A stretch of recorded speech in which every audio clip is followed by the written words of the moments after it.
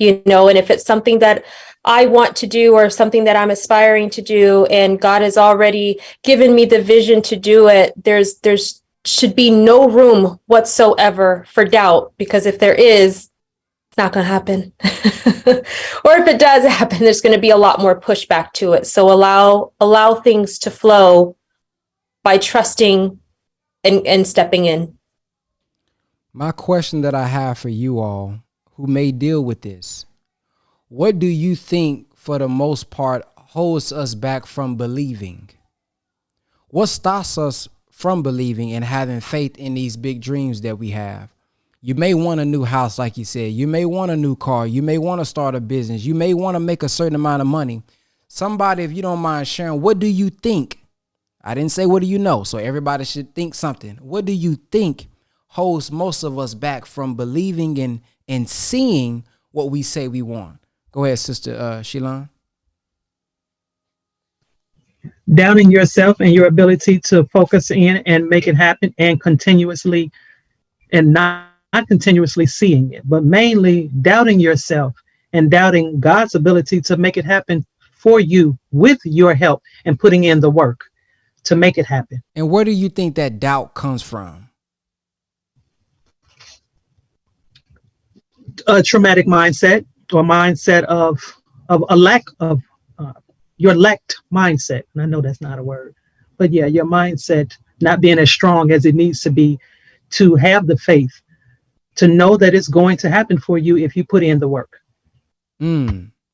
Sister Colette said, for me, it was thinking that it's too late and I'm too old and that I don't deserve better. Ooh, that's deep. Thinking that she don't deserve better. Brother Trent X, go ahead.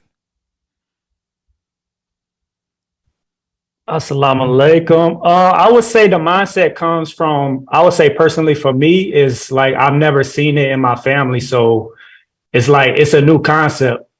So that can be where the lack of confidence comes from, because you don't really have a blueprint. That's deep. Brother Braylon. I could say the environment, because like once you like you might believe in something and it might be in you and you might see it like visually, but you might tell it to people who don't have vision, and they might be your family members, friends, and I feel like it's just because like the vibration don't match, because like once you receive that vision, you receive something new from the Most High to go achieve, but people on the outside of you can't see that. So I say environment have a play in that. Brother Juan.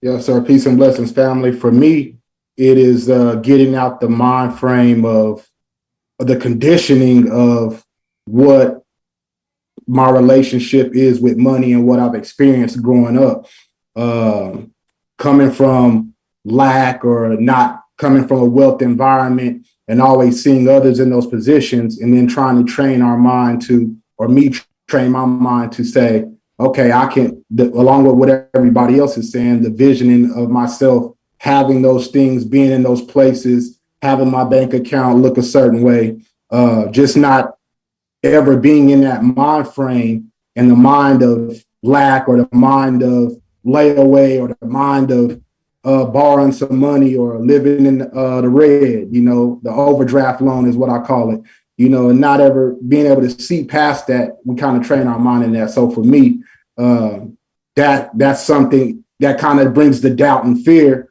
knowing that I can get it, but then also going off of what I've experienced is just like, well, I'm gonna keep trying at it, but that always pops up in my mind sometimes. Thank y'all for sharing. Now, the minister said, as Sister Martini pointed out, that if you don't believe you can get it, you won't get it. Now, I want to touch on something, but I want to let Sister Bernice go real quick before I make my point. Go ahead, Sister Bernice. Peace and blessings, everybody. I wanted to, speak on the point of reference I think a brother mentioned earlier. So for myself, I'm a strong believer in God, because if I didn't believe in God, then I wouldn't even consider the pursuit of the things. But what I've learned about myself is that I've never really even been in a position where I thought about myself and what I wanted. And I grew up mainly in environments where there was extreme poverty. And so not even knowing sometimes what's possible and not understanding your value or your worth. Because realistically, like right now, I'm in a 2-bedroom apartment, and this is the biggest place I've ever been in. That was mine. I'm in a new environment where I'm seeing for the first time, just being around entrepreneurs, being around people who have more. And I've never seen that. I've never seen people that look like me that actually had. I mean, you see movie stars and all those kind of things on TV, but that doesn't make it real for me, because I don't aspire to be like them. I don't have the goals of being an actress or anything of that nature. I've always wanted to just be able to take care of myself and my family. But that looks like so many different things. And, I pursue a lot of things. But even with the goal setting, I set goals last year when I first started. So we're going to get to the goals. We just want to stick to, what do you think the main thing is stopping you or feeding the self-doubt? Why are you self-doubt? Are you saying your answer is, one, you never really sat down and set those goals, and the people around you didn't necessarily have it, and then the people on TV, you weren't inspiring to be like them anyway? Yes, I would say that, because I just never haven't been in that environment of people I never saw anybody who even wanted more than what they had. Got it. Makes sense. So just being there. Yes, ma'am. Brother Young Khan. Yes, sir. Peace. I think one of the major reasons is because we have been conditioned to believe in a mystery God. We have been made to believe in an external force. As I always like to say, we believe in every God imaginable except the one in ourselves, because we have been conditioned for generations to think that we are not worthy, that we are not anything. And we've been taught that we have been made less than zero by our open enemies, and we are suffering from post-traumatic slave syndrome. So it's difficult for us to get out of that bag, and we would rather believe in a Caucasian Jesus, or we would rather believe in something else, anything but ourselves. Don't make me look in the mirror and look at me, because I don't like what I see when I look in the mirror. I don't believe that what's in the mirror is worthy to accomplish anything, because as the scripture says, as a man or woman thinketh in their heart, so are they. So whoever controls what we think can ultimately control what we be. So that's my perspective on that. Yes, sir. I want y'all to notice something. I asked what's stopping you all and what's causing this self-doubt. None of us said the white man. Well, besides Brother Young Khan. But as far as immediately, we know a lot of things stem from what they taught. But none of us said this white man stopped me from getting this job. And none of us even said the word money. None of us said, I ain't got enough money. Lack of money, that's what it is. Because money is just a byproduct of all of the things that we need to correct that you guys stated. We don't have goals. We don't have people around us that has it. Don't see ourselves accomplishing it. We remind ourselves that I didn't have it. So these are all mindset things, mental things. I didn't see you raise your hand or press number one. I said press number one. Everybody just decided to raise their hand. But these are all mindset things that we have to overcome and conquer. And once we get the knowledge of ourselves that we are gods and that we deserve the best, it raises our level of goals. It raises our vision, because I'm not determining my goals and my vision based on what my mom was able to accomplish. based on what my cousin was able to accomplish, based on what anybody in my neighborhood was able to accomplish, because my goal is really set high. If I'm going to be like God, who's the owner and knower of all things, have power over all things, and I'm his son or daughter, I'm a direct descendant of the originator, man, my goals got to be up here. This is my standard. But because of our knowledge and who we think we are and how we look at ourselves, our standards are really actually low. So the minister says our problem is that we don't have goals, nothing that we are actually striving for and that we're being consistent with. So if y'all listen to everything that you all said today, don't have the environment, don't have people, that's what this tribe is going to be able to solve. You got people over 40, you got over 43 people that you can look at right now that's like-minded. But how are you going to tap into the group and use it the way it's supposed to be used and be inspired by them? Share your journey, encourage them to share their journey so that we can overcome these mental barriers that we have. Because if we never strive for more, like he said, we'll never get more. So thank you all for sharing what you guys think and feel is holding you all back. Let's get started with our workbook. Goal setting masterclass, how to set and achieve meaningful business goals. Have you ever tried to get to a new destination without a roadmap or directions? Answer is probably yeah, but for most, hopefully no. Imagine going on a new journey to a place you've never been before in 2023, and you don't even use your GPS. And if you don't use a GPS, you at least going to use a physical map. If you're over 70-something years, you may still use that map. But typically, you're going to use a GPS where you're trying to get to a new place, a new destination in your life, and you're not even putting together a roadmap. Life is always pulling on us. We're taught that Satan or the devil deceived the whole world. Where if this world is constantly pulling us away, he's going to come in our straight path, making evil fair seeming. Why don't we have a roadmap? I'm talking about a strategic, planned out roadmap to make sure that we're on the right way. How many of us have been driving down the highway and we know Siri ain't told us to get off yet, but we look down just to check if we still going the right way? Anybody else do that? We know Siri is on. Is she going to say, okay, get off in 500 miles, 500 feet? We know what she going to say. But if she ain't said nothing in a while, we going to look down and make sure I'm still on the right highway. Make sure why we don't have anything like that for our life to make sure that we're on track, especially if we're all going somewhere we never been before. So if you do not have a roadmap for your life, if you don't have directions or a goal for your life, let tonight be a reminder that you need one. You need a powerful way to set specific goals that will get you to your destination. Here's what I mean by specific goals. Brother Sean and I and Brother Khan, we have goals that we want to hit for the company daily. Hey, man, we want to get this amount of sales. We want to talk to this amount of people. Well, if we just say, hey, man, we want to get new sales every day, that sounds good. And if we don't have a strategic goal, meaning we need to make this amount per month, or we need to help this amount of people per month, if we get 2 sales, we'll say, hey, we hit our goal. We hit 2.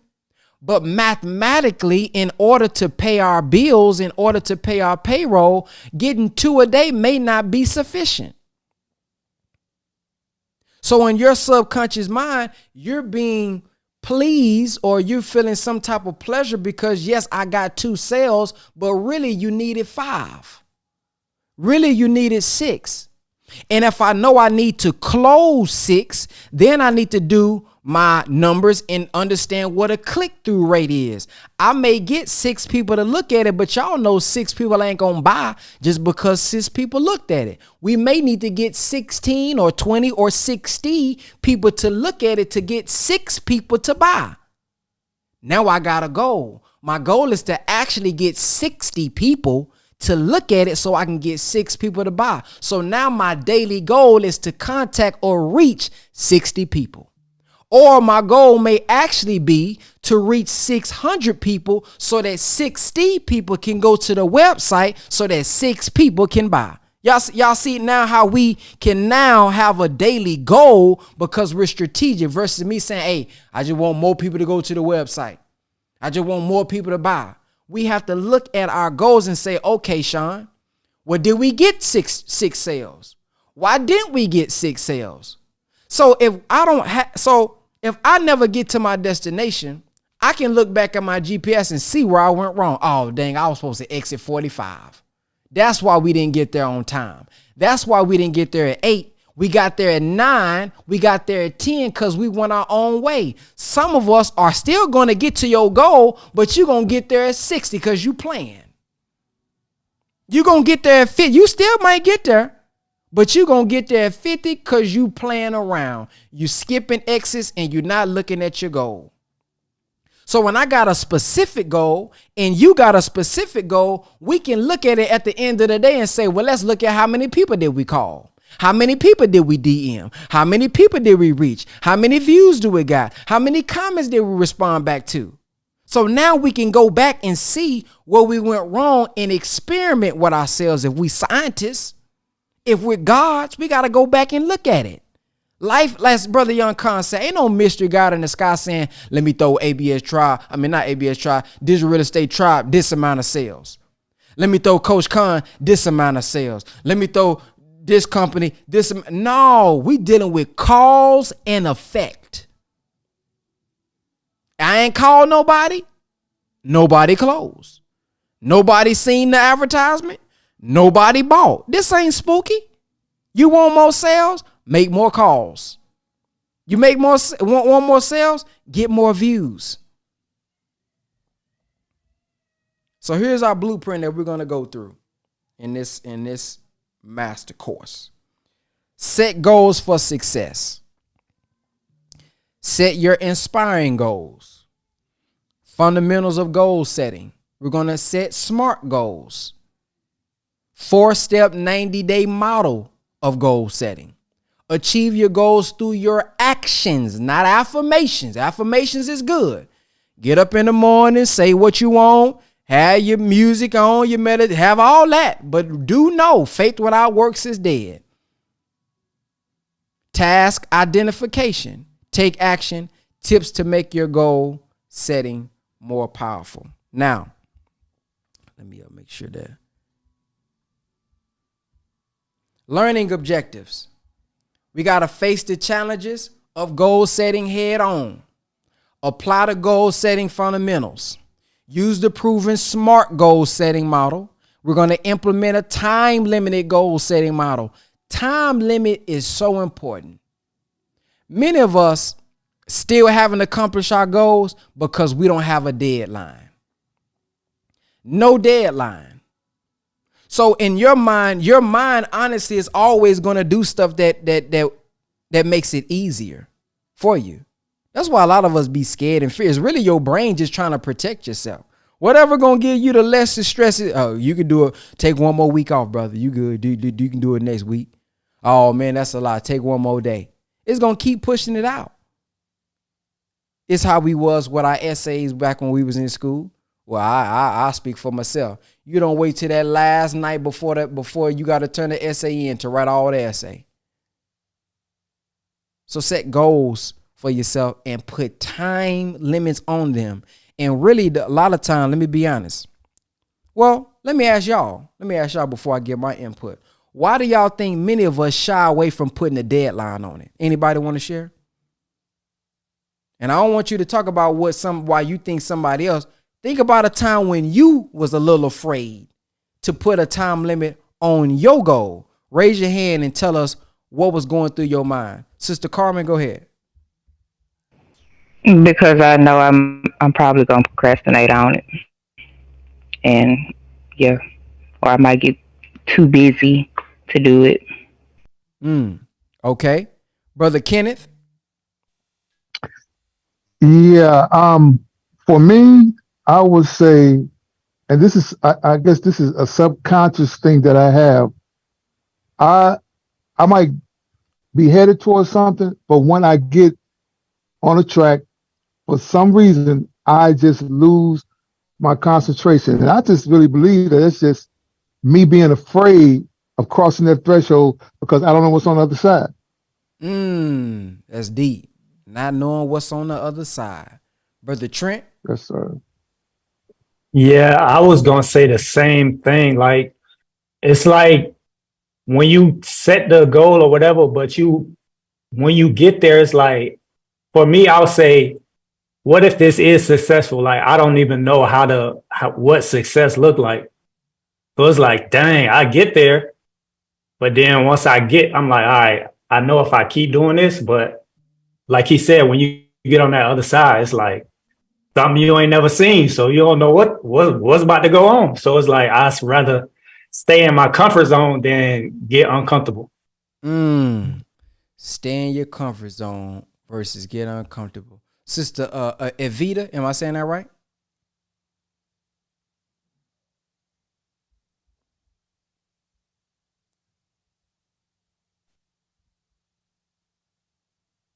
All right, let's go to brother.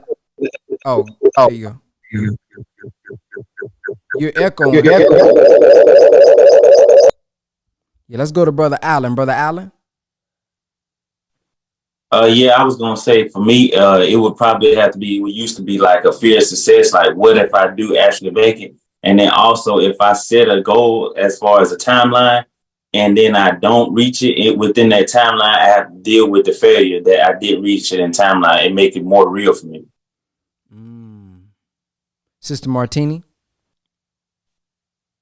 I would say number one, setting a goal would definitely hold me accountable. And if I have a history of not fulfilling my goals to myself or not following through, it puts that extra pressure, I think, of disappointment. If I've had that proven track record of disappointing myself, does that make sense? Yep. Javier.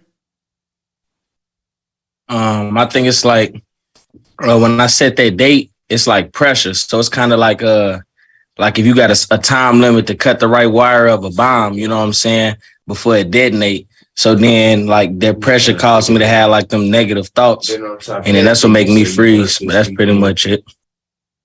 Got it. Sister Avita, did you fix your audio?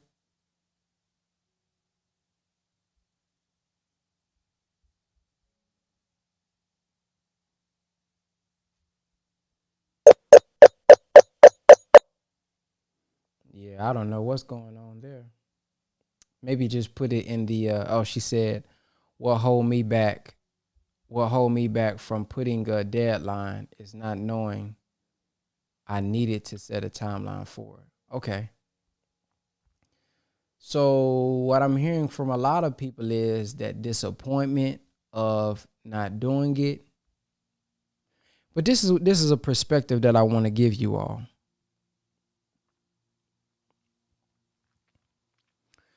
The perspective I want to give is that if you weigh the two options of you doing it but failing to reach the timeline, but you just not doing it because you're afraid of the timeline, it's worse that you don't have a timeline and don't do it at all when you look at the results of it. So I want us to think about, like, we can set a new goal if we don't reach the goal. But what this does is it forces us to give our all to reach the goal in this particular deadline. But what this also does is it allows you to try the God within yourself. And this is what I mean. And this is what I think the minister means by faith and belief. Look at how we come together as a family when people die. And you know you ain't got no money for the funeral casket. Man, we finna do fish dinners. We finna raise money. The family raises money in a crazy timeline. Why couldn't we do that when they was alive? Why couldn't we just do that just because we wanted to do that? Because in my mind, this person just died and we got a timeline. We only got so long until this body gonna look good. So because of how much we love the person in there, and because of the deadline, and ain't no pushing this deadline back, we make a way. Let you really love your children. I'm talking about really, really, really love your children. And you know you ain't finna be able to pay your light bill. How do mothers, single mothers or single fathers or people, period, how do they muster up the will knowing their job is not paying them enough? They find a way to still get that bill paid. What is it about the love? What is it about that if the child is in a burning house, the mother will run through the fire to get the baby? But if I say, hey, you want to run through some fire for $100? Nah, boy, I ain't finna do that. What is it about the level of love? So I think we have to increase the level of love for ourselves to want to accomplish the goal and really increase because see, perfect love casts out the fear. I heard the word fear. The fear of not accomplishing it, the fear of success, the fear of disappointment. Perfect love casts out the fear. So I love myself so much.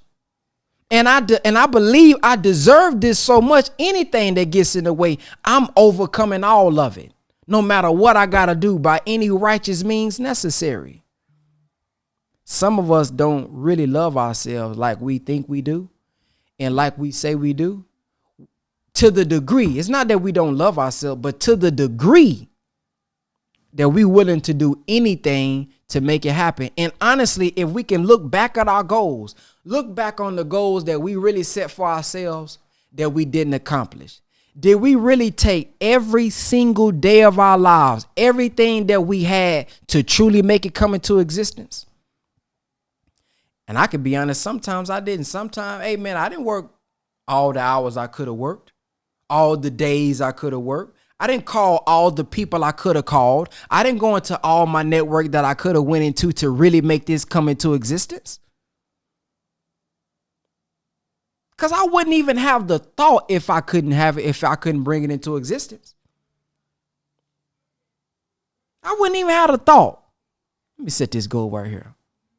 So sometimes we have to be stretched outside of our comfort zone. And then watch this. The brother said, well, I don't know what's on the other side. Life is easy. Study it.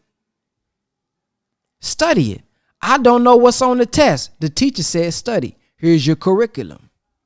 Well, where is our curriculum in life? Other people. The minister said, don't just look at the books, the Bible and the Quran. Study everything around you. People. If I don't know what's on the other side of making $50,000 a year, then I need to get me an ebook. Then I need to get me a mentor. Then I need to pay for some coaching because I know me doing my taxes may be a little different than when I was making just $25,000. Now I'm making $100,000. Now I'm making so you see, we just gotta study to figure out what is on the other side. Just study it. There's so many things we don't know what's on the other side of it, but we figured out. You don't know what's on the other side of having a baby. You still having sex, ain't you? You don't know what's on. You ain't never been no father before, but you still ain't using no condom. So no, that ain't no excuse. So the situation prepares us.